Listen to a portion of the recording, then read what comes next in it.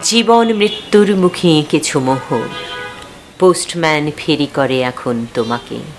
তুমি আর ব্যক্তি নও, তুমি যে খবর, আমাদের প্রতিপক্ষ সে খবর রাখে। অলক্ষ্যে নিজের মৃত্যু যে পায়নি টের, সে জানে না বিপ্লবের পতাকা তাহের।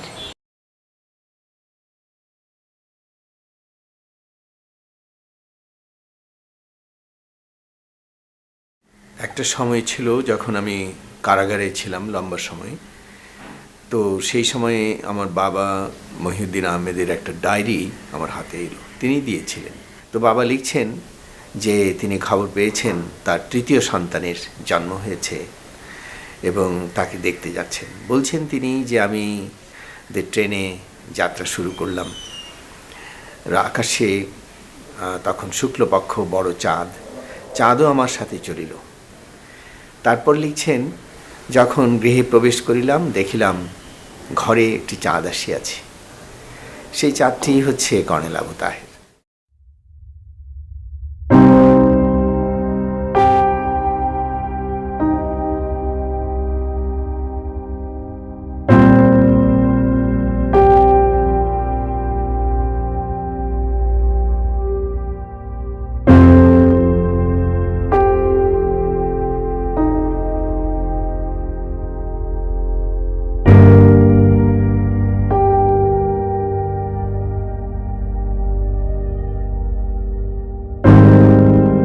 কর্নেল আবু তাহেরের জন্ম 1938 সালে আসামে বদরপুর রেলওয়ে স্টেশনে নানার বাসায়। পিতা মহিউদ্দিন আহমেদ, মাতা আশরাফুন্নেসা। কর্নেল আবু তাহেরের পিত্রালয় নেত্রকোনা জেলার পূর্বধলা থানার কাজলা গ্রামে। পিতা ছিলেন রেলওয়ের স্টেশন মাস্টার। আবু তাহেরের শৈশব কেটেছে আসামে গহীন অরণ্য এলাকায়।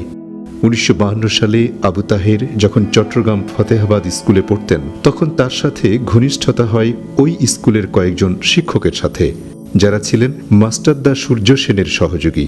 বিপ্লবী চেতনাবোধ তখন থেকেই কর্নেল আবু তাহেরের উপর প্রভাব ফেলেছিল এবং এই প্রভাবই হয়তো সারা জীবন কর্নেল আবু তাহেরকে মুক্তির চেতনায় উজ্জীবিত করত। ঢাকা বিশ্ববিদ্যালয়ের সমাজকল্যাণ ইনস্টিটিউটে স্নাতকোত্তর শ্রেণীতে ভর্তি হওয়ার পর মাস্টার্স শেষ না করেই 1960 সালে পাকিস্তান সেনাবাহিনীতে যোগদান করেন। 1971 সালে পাকিস্তান থেকে পালিয়ে এসে সরাসরি মুক্তিযুদ্ধে অংশগ্রহণ করেন। মুক্তিযুদ্ধে তিনি একটি পা হারান। মুক্তিযুদ্ধ পরবর্তী সময়ে তিনি বীর উত্তম পদে ভূষিত হন। 1976 সালে তৎকালীন সরকার একটি তথাকথিত রাষ্ট্রদ্রোহী মামলায় তাকে প্রধান আসামি করেন।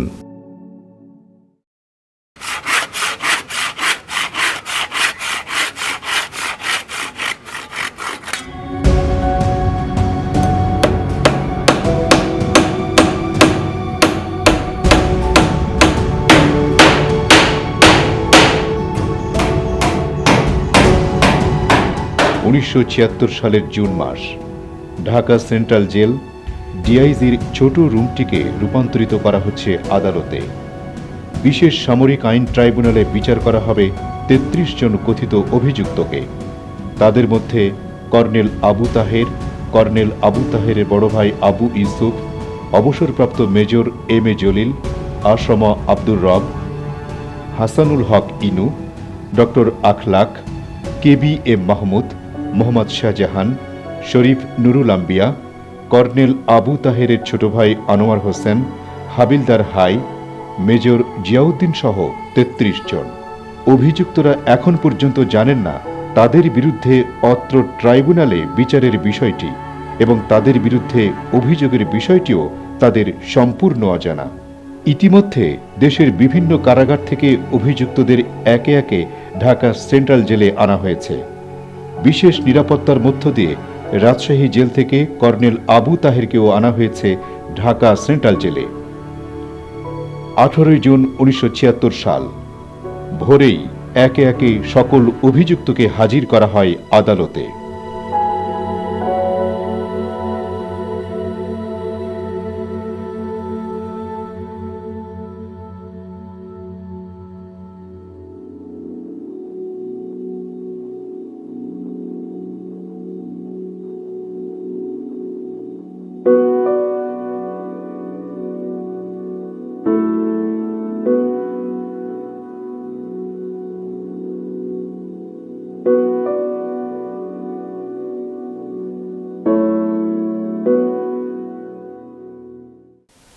আমাদের সবাইকে ওই জেলখানার ডিআইজি রুমের মধ্যে কিছুটা জায়গা ধরে একটা খাঁচার মতো করা হলো। আমাদের খালি পায়ে এনে ওই খাঁচার মধ্যে রাখা হতো, তারপর বিচার কাজ শুরু হতো।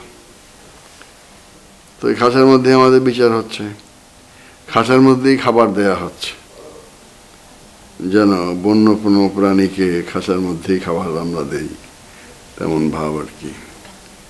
তো সেখানে বেশ কয়েকদিন একটা বিচারের নাটক চলল। বিশেষ সামরিক এই ট্রাইব্যুনালের চেয়ারম্যান কর্নেল ইউসুফ হায়দার। কোনো মুক্তিযোদ্ধা সামরিক অফিসার এই ট্রাইব্যুনালের প্রধান হতে অস্বীকৃতি জানালে অবশেষে এই সামরিক অফিসারকে চেয়ারম্যান নিয়োগ দেয়া হয়। কর্নেল ইউসুফ হায়দার মুক্তিযুদ্ধের সময় পাকিস্তান সেনাবাহিনীতে চাকুরিরত ছিলেন। ট্রাইব্যুনালের সদস্য করা হয় বিমান ও নৌবাহিনীর 2 জন অফিসারকে। 2 জন নেওয়া হয় নির্বাহী ম্যাজিস্ট্রেট। অভিযুক্তদের পক্ষে মামলায় লড়তে আসেন advocate Ataur Rahman, advocate জুলমাত Ali Khan, advocate Gaziul হক প্রমুখ। আমিও গ্রেপ্তার হয়ে যাই এবং পরে ডিজিএফআইতে ছিলাম 3.5 মাস এবং পরে আমাকে ঢাকা কারাগারে আনা হলো। এখানে এসে দেখলাম যে তোড়জোড় হচ্ছে, একটা বিচার হবে, গোপন বিচার। সেই অবিস্মরণীয় ইতিহাস আমার মনে আছে, প্রথম দিনের কথা, সেই ট্রাইব্যুনালের কথা। সেখানে তাহের ভাই আসতে অস্বীকার করলেন যে ট্রাইব্যুনাল, এই কিসের ট্রাইব্যুনাল, এখানে আমি যাব না। তারপরে আমাদের আইনজীবীদেরও সেখানে পাঠানো হলো এবং তারা তাকে বললেন যে ঠিক আছে, আপনি আসুন, আপনি এসে এখানে আপনার বক্তব্য দিন। কিন্তু যারা আমাদের সেই আইনজীবী যারা এখানে এসেছেন স্বপ্রণোদিত হয়ে, অথবা হয়তো জাসদও একটু চেষ্টা করেছিল, আমাদের প্রখ্যাত আইনজীবী, তাদের মধ্যে ছিলেন এক সময়ের বাংলার মুখ্যমন্ত্রী আতাউর রহমান খান, ছিলেন আমাদের আরও অনেকে প্রথিতযশা যে আইনজীবীরা ছিলেন, তাদের কিন্তু একটা শপথ নিতে হলো। কি সেই শপথ? গোপনীয়তার শপথ। যেই ট্রাইব্যুনালে যা কিছু হচ্ছে তারা প্রকাশ করতে পারবেন না। যদি প্রকাশ করেন সাজা হবে তাদের, এবং এটাতে সই করে সেই মুচলেকা দিয়ে তাদের আইনজীবী হতে হলো আমাদের। জেলখানায় তো 24 তারিখে নিয়ে গেল। এর মধ্যে আবু ইউসুফ খান মানে তাহেরের বড় ভাই কে 23 তারিখে ধরলো। তো যখন তাহের জেল গেট থেকে আমাকে টেলিফোন করলো যে আমাকে তো ওরা অ্যারেস্ট করে নিয়ে আসছে। জেলে নেওয়ার পরে আমরা কোথায় যে রাখলো আমরা 6 মাস যাবৎ কোনো ট্রেসই করতে পারিনি। তো শুনলাম যে একটা জেলখানার ভিতরে একটা ট্রায়াল হবে, এটাকে ক্যামেরা ট্রায়াল আর কি। তো আমরা চেষ্টা করলাম, স্বরাষ্ট্র মন্ত্রণালয়ে আবেদন করলাম দেখা করার জন্য, দেখা করার কোনো অনুমতি দিল না। অনেকবার চেষ্টা করেছি, কোনো অনুমতি নেয়নি। যে লয়ার ছিল, লয়াররা ছোট ছোট চিঠির মাধ্যমে তাহের যে চিঠি আমাদের কাছে পাঠাইতেন, তাদের মাধ্যমে পাঠাইতেন, সেই টুকরো টুকরো চিঠিগুলো আমরা পেতাম আর কি। সেই চিঠিতেই জানতে পারতাম যে জেলের খবর। প্রিয় লুৎফা,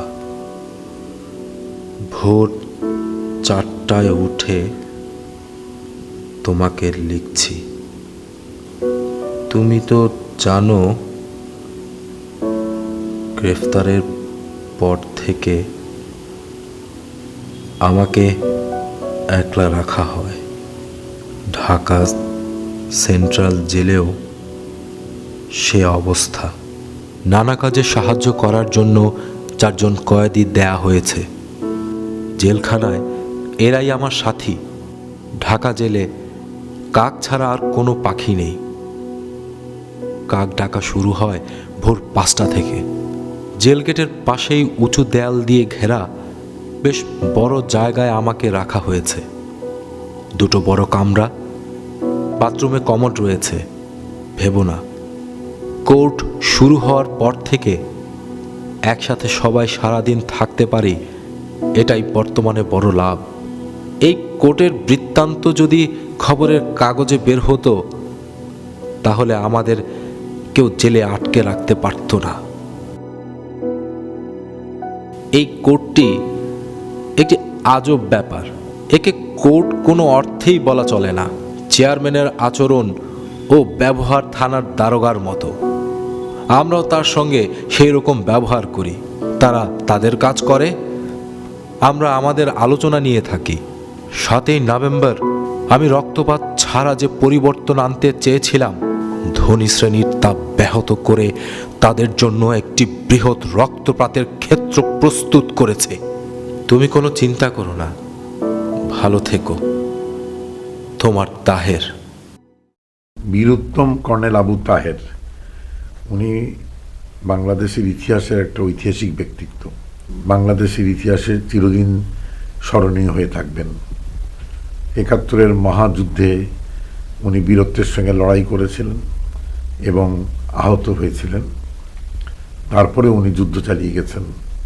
বাংলাদেশ যখন উপর্যুপরি সামরিক শাসকদের দখলদারিত্বের ভিতরে পড়ে গিয়েছিল এবং সমগ্র সশস্ত্র বাহিনীকে ক্ষমতা দখলের হাতিয়ারে পরিণত করেছিল কয়েকজন উচ্চাভিলাষী অফিসার, এবং একটি গৃহযুদ্ধের দিকে বাংলাদেশকে ঠেলে দেওয়া হয়েছিল, সেই তখন ঐতিহাসিক সিপাহী জনতার অভ্যুত্থানের নেতৃত্ব দিয়ে বাংলাদেশকে গৃহযুদ্ধ থেকে, বিশৃঙ্খলার থেকে, রক্তপাত থেকে রক্ষা করেছিল। Order order order. আসামিদের পক্ষে কোনো বক্তব্য থাকলে উপস্থাপন করতে পারেন। আসামিদের বিরুদ্ধে প্রধান অভিযোগ বৈধ সরকারকে উৎখাতের অপচেষ্টা। কোন বৈধ সরকারের কথা বলা হচ্ছে এখানে? প্রথমত, বৈধ সরকার ছিল শেখ মুজিবের সরকার, তাকে উৎখাত করেছেন মুস্তাক সরকার। দ্বিতীয়ত, মুস্তাক সরকারকে উৎখাত করেছেন খালেদ মোশাররফ। কিন্তু খালেদ মোশাররফ নিজে কোনো সরকার গঠন করেননি, তিনি তো কোনো সরকার প্রধান ছিলেন না। 1975 সালের 3রা নভেম্বর থেকে 7ই নভেম্বর পর্যন্ত দেশে কি কার্যত কোনো সরকার ছিল? যদি থেকে থাকে মিলর্ড, তাহলে সেই সরকার প্রধান কে ছিল? দেশের প্রেসিডেন্ট তখন ছিলেন বিচারপতি সায়েম, যাকে নিয়োগ করেছিলেন খালেদ মোশাররফ। 1975 সালের 7ই নভেম্বর সিপাহী অভ্যুত্থানের পর জেনারেল জিয়া এবং কর্নেল তাহের বিচারপতি সায়েমকেই প্রেসিডেন্ট হিসেবে বহাল রাখলেন। তাহলে উৎখাত হলো কে? এ কথা তো সত্যি যে 7ই নভেম্বরের অভ্যুত্থানের মাধ্যমে জেনারেল জিয়া বন্দিদশা থেকে মুক্ত হয়েছিলেন, এবং সর্বোপরি 7ই নভেম্বরের সিপাহী অভ্যুত্থানের মাধ্যমে জেনারেল জিয়াই সম্পূর্ণ বেনিফিশিয়ারি। 7ই নভেম্বর যদি সেনাবাহিনীতে বিশৃঙ্খলা সৃষ্টির বিচারযোগ্য উদাহরণ হয়ে থাকে, তাহলে 15ই আগস্ট ফারুক রশিদ গং সেনাবাহিনীতে চূড়ান্ত বিশৃঙ্খলা সৃষ্টি করে কোনো প্রকার বিচারের সম্মুখীন না হয়ে বিদেশে কূটনৈতিক পদে চাকরি করছেন কিভাবে?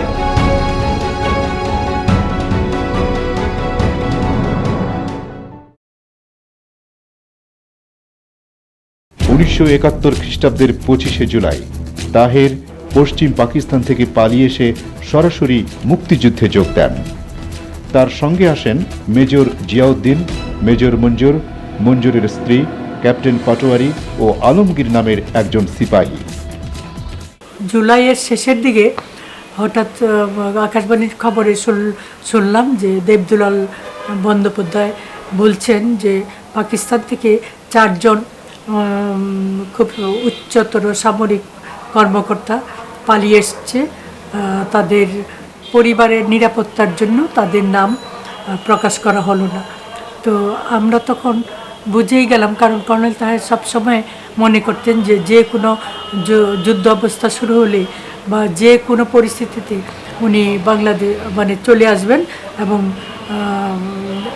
উনি আগে সবসময় মনে করতেন যে স্বাধীন বাঙালি জাতির জন্য, মুক্তির জন্য একটা স্বাধীন দেশ দরকার। তো সেইভাবে উনি প্রস্তুতি নিচ্ছিলেন এবং সেই জন্যই উনি সেনাবাহিনীতে যোগ দিয়েছিলেন। 1971 সালে চিলমারি যুদ্ধ সংগঠিত হয় এবং চিলমারি যুদ্ধে গাজীশ্বর একটি প্রখ্যাত নাম, যে গাজীশ্বর চিলমারি যুদ্ধের সেক্টর কমান্ডার সহ 2টা গ্রুপ ল্যান্ডিং পয়েন্ট হিসেবে বিবেচিত, এবং এই গাজীশ্বর আরভি হিসাবেই সেই মুহূর্তে আমরা নির্দিষ্ট করেছিলাম। Sector commander major Abu Taher উনি নিজেই এখানে ল্যান্ড করেছিলেন এই যুদ্ধটা পরিচালনা করার জন্য। এই যুদ্ধে আমাদের সাপোর্ট বাহিনী হিসাবে মাউন্টেন ডিভিশনের মাউন্টেন গান ছিল সালিয়াপাড়াতে। আর এই চিলমারি যুদ্ধটাকে যুদ্ধে একসাথে একই সঙ্গে 6টি পয়েন্টে আমরা আক্রমণ রচনা করেছিলাম। উদ্দেশ্য ছিল যে সমস্ত জায়গা আমরা দখল করব এই 6টি পয়েন্টের, ওই অস্ত্র দিয়ে আমরা নিজেদের এফএফদেরকে সজ্জিত করব। এই চিলমারি যুদ্ধের 6টি পয়েন্ট ছিল রাজারভিটা মাদ্রাসা, Balabari railway station, Balabari railway স্টেশনের পূর্ব দিকে একটা ব্রিজ, থানাহাটে অবস্থিত চিলমারি থানা, চিলমারিতে ওয়াবদা ভবন আর জোরগাছ জুনিয়র হাই স্কুল। আমার কাজ ছিল কি, আমি আমার ভাইজানের সাথে বের হয়ে যেতাম, র্যাকি করতে বের হতাম। তারপর আমার আরেকটা কাজ ছিল, আমি এক ক্যাম্প থেকে আরেক ক্যাম্পে চিরকুট দিয়ে দেওয়া হতো আমাকে, আমি গ্রামের মেয়ে সেজে এক ক্যাম্প থেকে আরেক ক্যাম্পে দিয়ে আসতাম। ইম্পর্টেন্ট কিছু ইনফরমেশান থাকতো, হ্যাঁ। তারপর মুক্তিযোদ্ধাদের যে ম্যাগাজিনগুলো ভরে দিতাম, তারপর পরিষ্কার করার হলে পরিষ্কার করে দিতাম। আর মাঝে মাঝে হতো কি, আমাদের ক্যাম্প থেকে বাংকারে চলে যেতে হতো। এত গোলাগুলি হচ্ছে চারিদিকে, মনে হচ্ছে যেন একদম বাংকারের উপরেই এসে পড়ছে, কিন্তু আমার কোনোই ভয় লাগতো না। মনে হতো যে আমার ভাইরা তো আছে, এত মুক্তিযোদ্ধা, আমি নিজেও তো এখন একজন মুক্তিযোদ্ধা, আমাদের কেউ কিছু করতে পারবে না। তো বড় যুদ্ধ হয়েছিল না, খুব বড় যুদ্ধ হয়েছিল।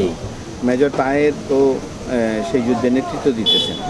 তো এই যে রাস্তাটা, এই রাস্তাটা কোথায় কি করেছে? পাকিস্তানিদের ক্যাম্পে। এখানে একটা মেশিন গান পোস্ট ছিল না, রাস্তার দক্ষিণ পূব পাশে এখানে একটা মেশিন গান, সেইটা তো মুক্তিযোদ্ধারা দখল করছে এবং সেখানে পাকিস্তানিরা অনেক চেইন টেন ফালাই গেছিল, গুলির বাক্স ফালাই। আর মেজর তাহের কিছু মুক্তিযোদ্ধাদের নিয়ে পিছন দিক দিয়ে যুদ্ধে আসে, কারণ ওনার দখল করতে হবে পাকিস্তানি ক্যাম্প দখল করতে হবে। আর ওনার সাথে ওনার ছোট দুই ভাই এরা উপস্থিত ছিল। আচ্ছা, এই সময় আসলো গোলা এসে পড়লো, একটা মোটরের গোলা, ঠিক। তো মোটরের গোলাটা ওনার বাম পায়ে।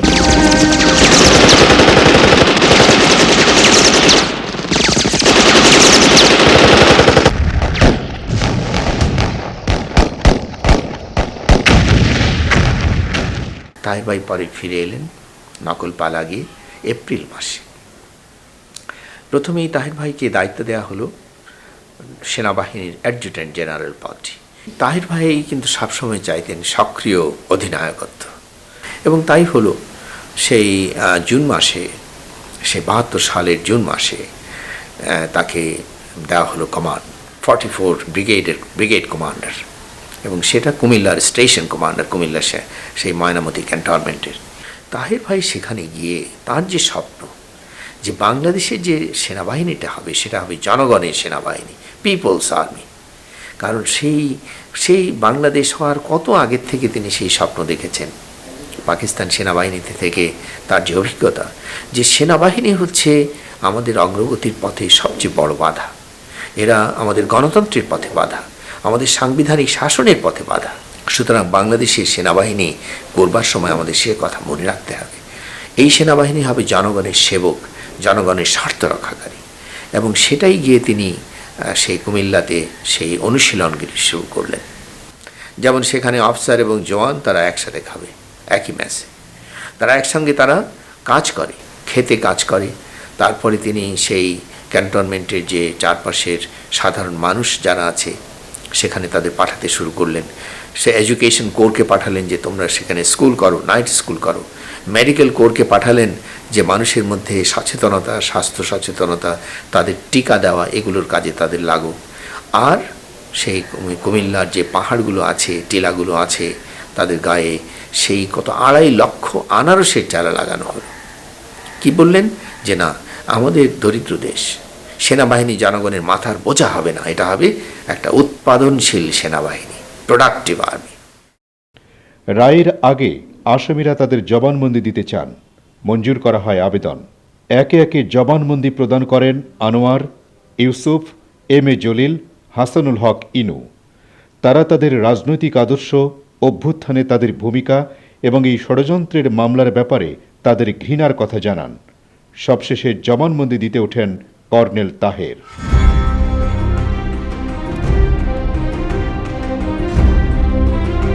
জনাব চেয়ারম্যান ও ট্রাইব্যুনালের সদস্যবৃন্দ, আপনাদের সামনে দণ্ডায়মান এই মানুষটি যে মানুষটি আদালতে অভিযুক্ত সে একই মানুষ এই দেশের মুক্তি ও স্বাধীনতা ফিরিয়ে আনার জন্য রক্ত দিয়েছিলাম। এটা আজ ইতিহাসের অধ্যায়।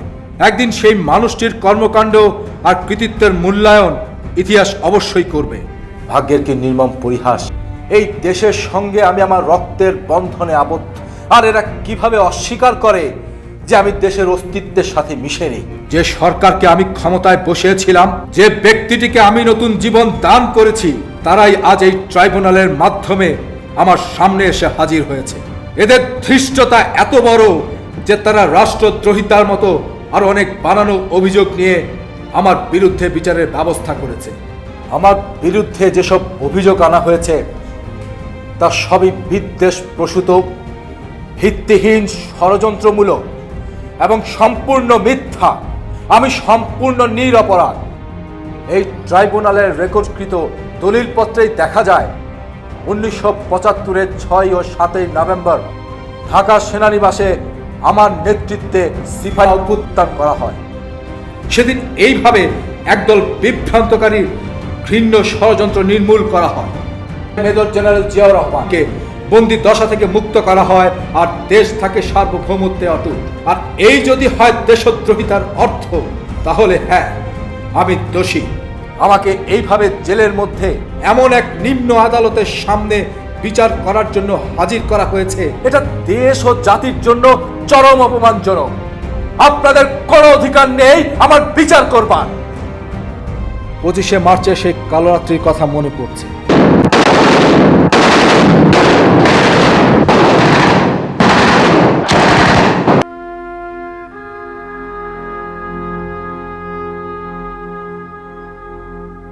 সেদিন চাপিয়ে দেওয়া এক যুদ্ধে জয়ী হওয়া ছাড়া আমাদের আর কোনো উপায় ছিল না।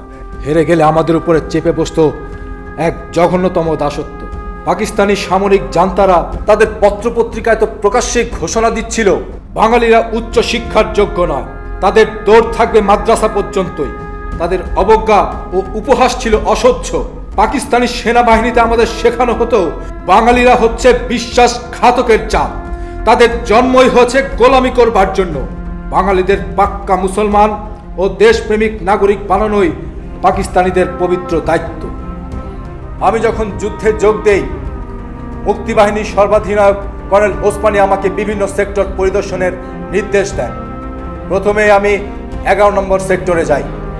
11 নং সেক্টরের কৌশলগত গুরুত্ব দেখে আমি সেখানে থেকে যাওয়ার সিদ্ধান্ত নেই। ওসমানী আমাকে সেক্টর প্রধান নিয়োগ করলেন।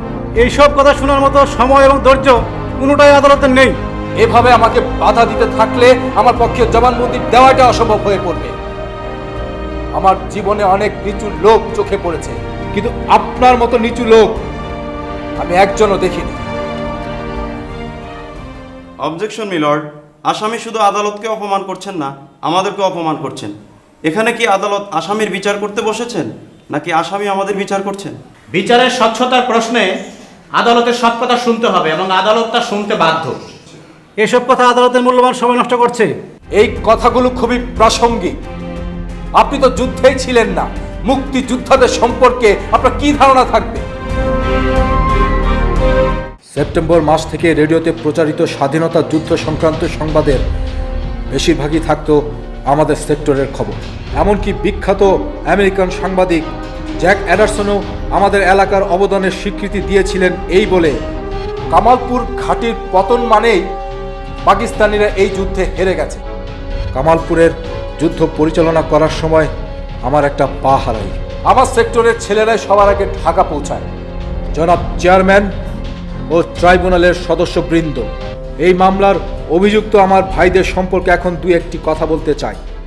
মনে হয় ইচ্ছা করেই আমার পুরো পরিবারটা ধ্বংস করে দেওয়ার ষড়যন্ত্র চলছে। স্বাধীনতা যুদ্ধ চলাকালে আমার বড় ভাই ফ্লাইট সার্জেন্ট আবু ইউসুফ খান সৌদি বিমান বাহিনী থেকে পালিয়ে এসে তিনি আমাদের সেক্টরে যোগ দেন। আমার ভাই আনোয়ার এই মামলায় একজন অভিযুক্ত। সে ঢাকা বিশ্ববিদ্যালয়ের একজন প্রভাষক। যুদ্ধের সময় সে আমার সেক্টরের একজন স্টাফ অফিসার ছিল। সে এমন মানুষ যে একজন মুক্তিযোদ্ধা কিংবা কোনো শরণার্থীর প্রয়োজন হতে পারে এই ভেবে সে নিজের দ্বিতীয় কোনো স্বার্থী পর্যন্ত ব্যবহার করত না। আমরা 6 ভাই 2 বোন সরাসরি মুক্তিযুদ্ধে অংশগ্রহণ করেছিলাম। আদালত এসব কথা বলার জন্য আপনাকে আর সময় দিতে পারছে না। সেই কর্নেল আবু তাহের সিপাহী জনতার অভ্যুত্থানে নেতৃত্ব দিয়েছিলেন সেই সময়ে যখন 15ই আগস্টে বঙ্গবন্ধুকে হত্যা করা হয়। খন্দকার মোস্তাকের নেতৃত্বে বাংলাদেশ বেদখল হয়ে যায়। পরবর্তীতে উচ্চাভিলাষী খালেদ মোশাররফের পাল্টা কুয়ের মধ্য দিয়ে বাংলাদেশকে গৃহযুদ্ধের দিকে ঠেলে দেওয়া হয়। সব কিছু মিলিয়ে উচ্চাভিলাষী অফিসারদের ক্ষমতার দ্বন্দ্বে যখন 3রা নভেম্বর থেকে 7ই নভেম্বর পর্যন্ত বাংলাদেশে কোনো সরকার ছিল না, একটা অস্বস্তিকর পরিস্থিতি ছিল। এক সেনা সশস্ত্র বাহিনীর এক ইউনিট আরেক ইউনিটের বিরুদ্ধে বন্দুক তাক করে গৃহযুদ্ধের জন্য ঝাঁপিয়ে পড়ার প্রস্তুতি নিচ্ছিল। তখন সাধারণ সিপাহীদের ঐক্যবদ্ধ করে সামরিক শাসনকে বাদ দিয়ে একটি সর্বদলীয় সরকার প্রতিষ্ঠার জন্যে, রাজবন্দীদের মুক্ত করার জন্যে, 75-এর বঙ্গবন্ধুর খুনিদের যারা বিদেশে পালিয়ে গিয়েছিল তাদের ফেরত আনার জন্যে এবং সশস্ত্র বাহিনীর সিপাহীদের মর্যাদা প্রদান করার জন্যে উনি সিপাহী জনতার অভ্যুত্থানের নেতৃত্ব দেন। জনাব চেয়ারম্যান ও ট্রাইব্যুনালের সদস্যবৃন্দ, আমার সব কিছু বলতেই হবে, তাহলে আপনারা আমাকে আরো বেশি ভালো করে চিনতে পারবেন। 1975-এর 15ই আগস্ট কিছু সামরিক অফিসার শেখ মুজিবকে হত্যা করেন। সেদিন সকালে 2টো ফিল্ড আর্টিলারির একজন অফিসার আমাকে টেলিফোন করেন। তিনি আমাকে শেখ মুজিবের হত্যাকাণ্ডের খবরও দিয়েছিলেন। আমাকে জানানো হয় যে প্রয়াত রাষ্ট্রপতির একজন ঘনিষ্ঠ সহযোগী খন্দকার মোস্তাক আহমেদ এই অফিসারদের নেতৃত্ব রয়েছে। আমি তখন রেডিও চালিয়ে জানতে পেলাম যে শেখ মুজিবকে হত্যা করা হয়েছে আর খন্দকার মোস্তাক ক্ষমতা দখল করেছেন। এই খবর শুনে আমি আঘাত পাই। আমার মনে হলো এতে রাজনৈতিক একটা স্থিতিশীলতা নষ্ট হবে, এমনকি জাতীয় স্বাধীনতা ও সার্বভৌমত্ব হুমকি সম্মুখীন হতে পারে। আমি অনুভব করলাম যে বাইরের কিছু শক্তি জাতির পিতার হত্যার সাথে জড়িত। 17ই আগস্ট এটা পরিষ্কার হয়ে গেল যে যুক্তরাষ্ট্র ও পাকিস্তান এর নেপথ্যের নায়ক। এটা পরিষ্কার হয়ে গিয়েছিল যে মোস্তাকের কোনো রাজনৈতিক ভিত্তি ছিল না। সেনাবাহিনীতে একটা ছোট্ট অংশবাদে তার কোনো সমর্থন ছিল না। সাধারণ মানুষের মধ্যেও তার কোনো সমর্থন ছিল না। সেনাবাহিনীতে শান্তি শৃঙ্খলা ফিরিয়ে আনতে জিয়ার ব্যর্থতার কারণে 3রা নভেম্বর আরেকটি সেনা অভ্যুত্থান হয় এবং জেনারেল খালেদ মোশাররফ ক্ষমতায় আসেন। সেদিন আমি অসুস্থ। আমার নারায়ণগঞ্জের বাসার বিছানায় পড়েছিলাম। ভোর 4টার দিকে টেলিফোন বেজে উঠল। ওপারে মেজর জেনারেল জিয়াউর রহমান। আমার সাহায্য তার খুব দরকার, কিন্তু কথা শেষ হলো না, লাইনটি কেটে গেল। 4 নভেম্বর বিকেলে জিয়াউর রহমান তার এক আত্মীয়ের মাধ্যমে আমার কাছে পুনরায় খবর পাঠান। জিয়ার অনুরোধ ছিল আমি যেন সেনাবাহিনীর সদস্যদের মধ্যে আমার প্রভাবকে কাজে লাগিয়ে তাকে মুক্ত করি ও দেশের সার্বভৌমত্ব রক্ষা করি। আমি তাকে শান্ত থাকতে এবং মনে সাহস রাখতে বলেছিলাম। আমি তাকে প্রতিশ্রুতি দিয়েছিলাম সেনাবাহিনীতে শান্তি শৃঙ্খলা ফিরিয়ে আনা হবে এবং সব ধরনের অপকর্ম অপসারণ করা হবে। সবকিছুই পরিকল্পনা মাফিক হয়। বেতার, TV, telephone, Telegram, post office, বিমানবন্দর ও অন্যান্য সব গুরুত্বপূর্ণ কেন্দ্রকে প্রথম আঘাতেই দখল করা হয়। ভোররাত্রে জিয়াকে মুক্ত করে 2টো ফিল্ড আর্টিলারির সদর দপ্তরে নিয়ে যাওয়া হয়। জিয়া আমাকে আর আমার ভাইকে গভীরভাবে আলিঙ্গনাবদ্ধ করলেন। তার জীবন রক্ষার জন্য জাসদ যা করেছে তার জন্য জিয়া আমার প্রতি ও জাসদের প্রতি কৃতজ্ঞতা প্রকাশ করে বললেন, আমরা যা বলবো তিনি তাই করবেন। আমরা তখন পরবর্তী কাজ নিয়ে আরো কিছুক্ষণ আলোচনা করি। অবজেকশন মিলর্ড, আসামি একটা কাল্পনিক কাহিনীর অবতারণা করে আদালতের মূল্যবান সময় নষ্ট করছে। কাল্পনিক কাহিনী নয় মিলর, এটাই বাস্তব কাহিনী। ইতিহাস যদি কখনো লেখা হয় তাহলে এটাই লেখা হবে। সকাল 8:30 সৈনিকরা আমাকে জানালো খন্দকার মোস্তাক আহমেদ বেতার ভবনে ঢুকে পড়েছেন ও একটা ভাষণ দেওয়ার প্রস্তুতি নিচ্ছেন। আমি তখন বেতার কেন্দ্রে গেলাম। মোস্তাককে আমি স্পষ্ট ভাষায় জানিয়ে দিলাম যে চক্রান্তের রাজনীতির দিন শেষ, তাকে এখনই বেতার কেন্দ্র ছেড়ে যেতে হবে। তিনি আমার কথা মতো বেতার কেন্দ্র ছেড়ে চলে গেলেন। এরপর আমি সমাবেশে ভাষণ দেওয়ার জন্য জিয়াকে নিয়ে আসতে সেনানিবাসে গেলাম। সেখানে পৌঁছে দেখি পরিস্থিতি বদলে গেছে। জিয়ার দাড়ি কামিয়ে সামরিক পোশাকে সুসজ্জিত হয়ে রয়েছে। তাকে দেখে মনে হলো তিনি বন্দিদশার আঘাত কাটিয়ে উঠেছেন। শহীদ মিনারে যাবার কথা তুললে জিয়া সেখানে যেতে অস্বীকৃতি জানালেন। 11 তারিখ পর্যন্ত জিয়া আমার সাথে ঘনিষ্ঠ সম্পর্ক বজায় রেখেছে। 12 তারিখের পর থেকে তাকে আর পাওয়া যাচ্ছিল না, সব যোগাযোগ বন্ধ হয়ে যায়। তার সাথে আমি যোগাযোগ করার চেষ্টা করলেই জিয়া আমাকে এড়িয়ে যেতেন। আমার বুঝতে আর কোনো অসুবিধা হলো না, যাদের আমরা 7ই নভেম্বর ক্ষমতায় বসিয়েছিলাম তারা আবার আরেক নতুন ষড়যন্ত্রের খেলায় মেতে উঠেছে। 24শে নভেম্বর এক বিশাল পুলিশ বাহিনী আমাকে ঘিরে ফেলে। ওরা আমাকে একটা জিপে তুলে সোজাই জেলে নিয়ে আসে। এভাবে যাদের প্রাণ বাঁচিয়ে ক্ষমতায় বসিয়েছিলাম সেই সব বিশ্বাসঘাতকের দল আমাকে জেলের অন্তরীণ করল। জিয়া শুধু আমার সাথেই না, বিপ্লবী সেনাদের সাথে 7ই নভেম্বরের পবিত্র অঙ্গীকারের সাথে, এক কথায় গোটা জাতির সাথে বিশ্বাসঘাতকতা করেছে। আমাদের পেছন থেকে ছুরিকাঘাত করা হয়েছে। জনাব চেয়ারম্যান ও ট্রাইব্যুনালের সম্মানিত সদস্যবৃন্দ, এখানে আমি একটা কথা বলতে চাই, যে অধ্যাদেশের আওতায় এই ট্রাইব্যুনাল গঠন করা হয়েছে তা সম্পূর্ণ অবৈধ। আমার বিরুদ্ধে অভিযোগ, আমি বৈধভাবে ক্ষমতা লাভকারী সরকারকে উৎখাত করার জন্য ষড়যন্ত্র করেছি। কিন্তু মুজিবকে সপরিবারে হত্যা করেছিল কারা? কারা সেই সরকারকে উৎখাত করেছিল? মুজিবের হত্যাকাণ্ডের মধ্য দিয়ে কারা ক্ষমতায় এসেছিল? সেনাবাহিনীর প্রধান কে হয়েছিল? এখানে অভিযুক্তদের কেউ কি এসব ঘটিয়েছিল? আমি একজন অনুগত নাগরিক নই বলে অভিযোগ করা হয়েছে। একজন মানুষ মাতৃভূমির স্বাধীনতার জন্য যে তার রক্ত ঝরিয়েছে, নিজের দেহের একটা অঙ্গ পর্যন্ত হারিয়েছে, তার কাছে আর কি আনুগত্য চান? আর কোন ভাবে আমি এই দেশের প্রতি আমার আনুগত্য প্রকাশ করব? আমাদের সীমান্তকে মুক্ত রাখতে, সশস্ত্র বাহিনীর সম্মান ও জাতীয় মর্যাদা সমুন্নত রাখবার ইচ্ছাই ঐতিহাসিক সিপাহী অভ্যুত্থান পরিচালনা করতেই যে পঙ্গু লোকটি নিজের জীবন বিপন্ন করেছে, তার কাছ থেকে আর কি বিশেষ আনুগত্য তোমাদের পাও না? 7.5 কোটি মানুষের এই জাতি মরতে পারে না। বাঙালি বীরের জাতি 7ই নভেম্বরের অভ্যুত্থান থেকে তারা যে শিক্ষা ও দিক নির্দেশনা পেয়েছে তা ভবিষ্যতে তাদের সব কাজে পথ দেখাবে। জাতি আজ এক অদম্য প্রেরণায় উদ্ভাসিত। যাই করে থাকি না কেন তার জন্য আমি গর্বিত, আমি ভীত নই। জনাব চেয়ারম্যান, আমি শুধু শেষে বলবো, আমি আমার দেশ ও জাতিকে ভালোবাসি। এই জাতির প্রাণে আমি মিশে রয়েছি। কার সাহস আছে যে আমাদের আলাদা করবে? নিঃসংকোচ চিত্তের চেয়ে জীবনে আর কোনো বড় সম্পদ নেই। আমি তার অধিকারী। আমি তা অর্জন করতে আমার জাতিকে ডাক দিয়ে যাই। বিপ্লব দীর্ঘজীবী হোক, দীর্ঘজীবী হোক স্বদেশ।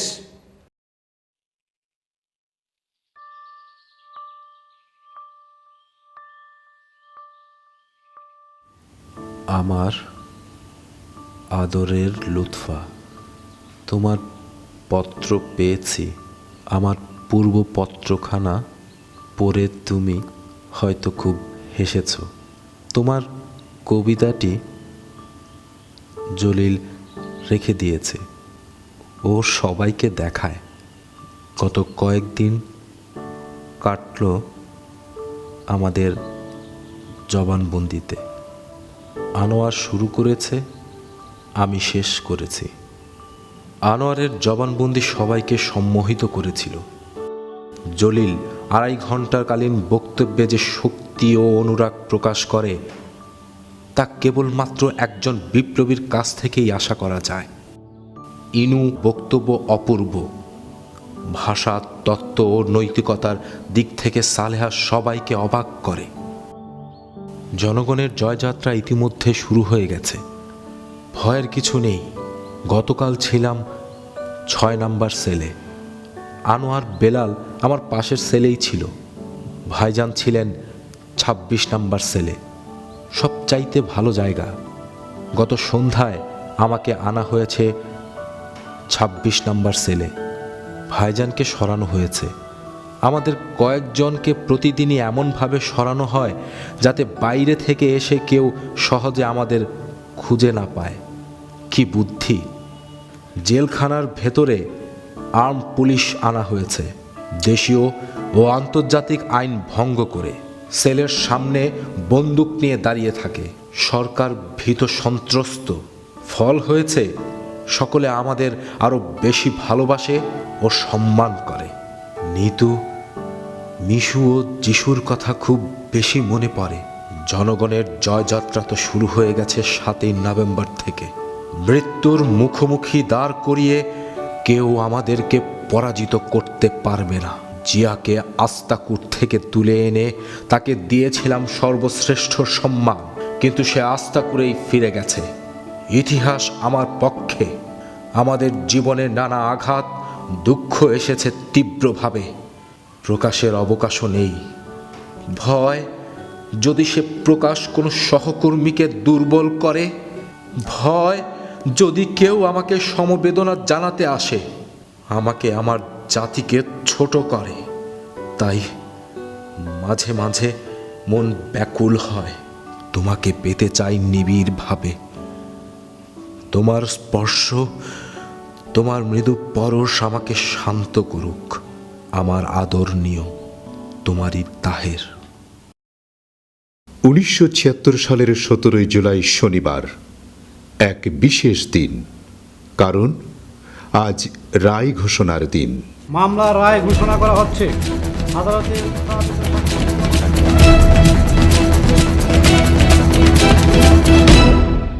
তো সবার বিভিন্ন টার্মে জেল হয়ে গেল এবং মেজর জলিল, আবু ইউসুফ খান, এই ধরনের যারা, ওরা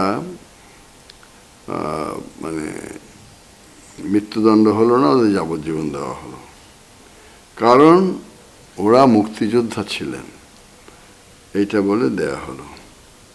কিন্তু কর্নেল তাহেরের বিচারে যখন ফাঁসির দণ্ড ঘোষণা করা হলো, তখন আর মুক্তিযোদ্ধা শব্দটা ব্যবহার হলো না। উনি একজন পা হারানো মুক্তিযোদ্ধা, সেই কথাটাও ব্যয় হলো না, ইত্যাদি। কর্নেল তাহেরকে হত্যা করতে হবে, এটাই তার একমাত্র টার্গেট।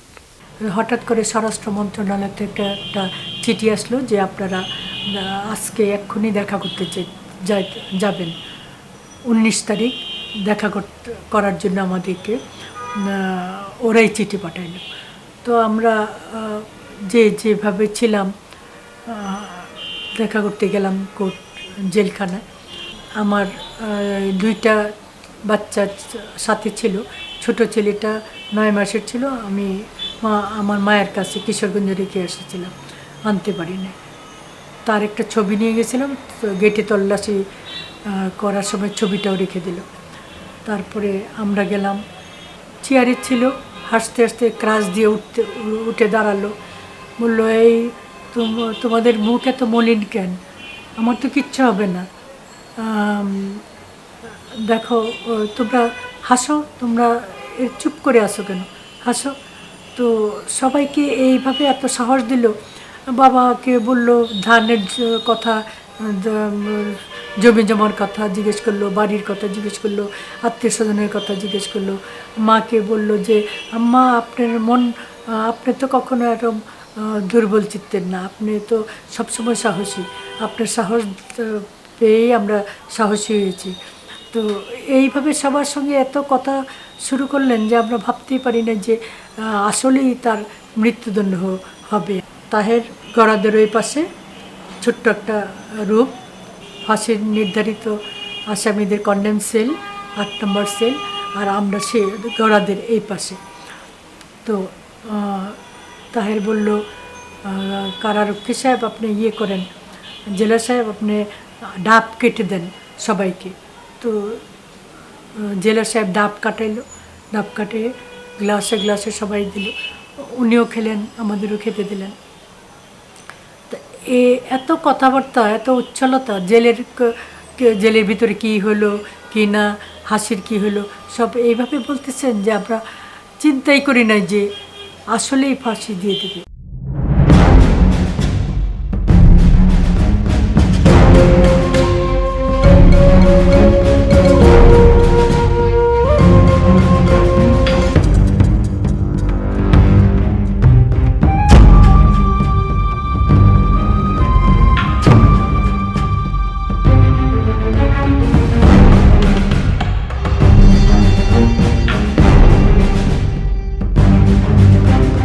আগামীকাল ভোর 4টায় আপনার ফাঁসি কার্যকর করা হবে।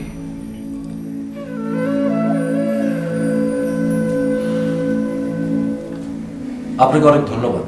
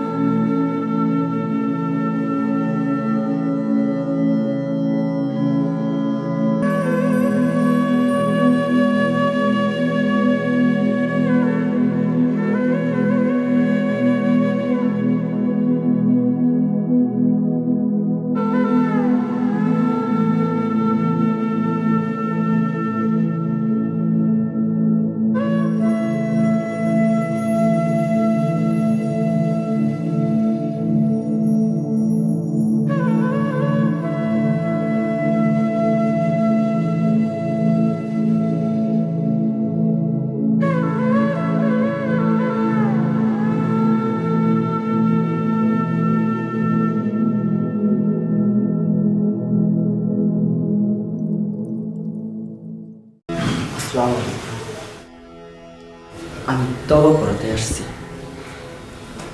আমি তওবা করবো কেন? আমি তো কোনো পাপ করিনি।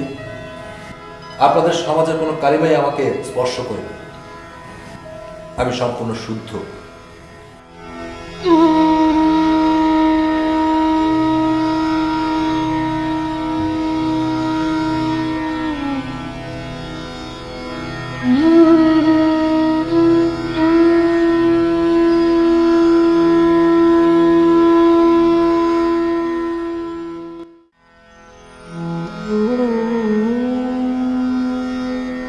আপনারাও আমনেন।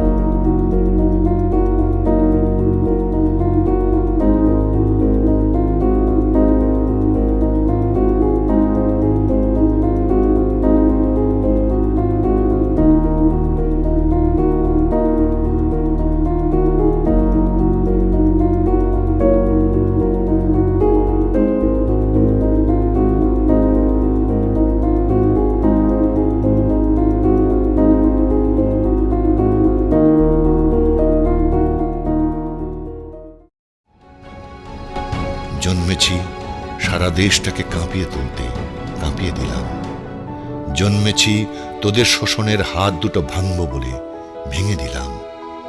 জন্মেছি মৃত্যুকে পরাজিত করব বলে, করেই গেলাম।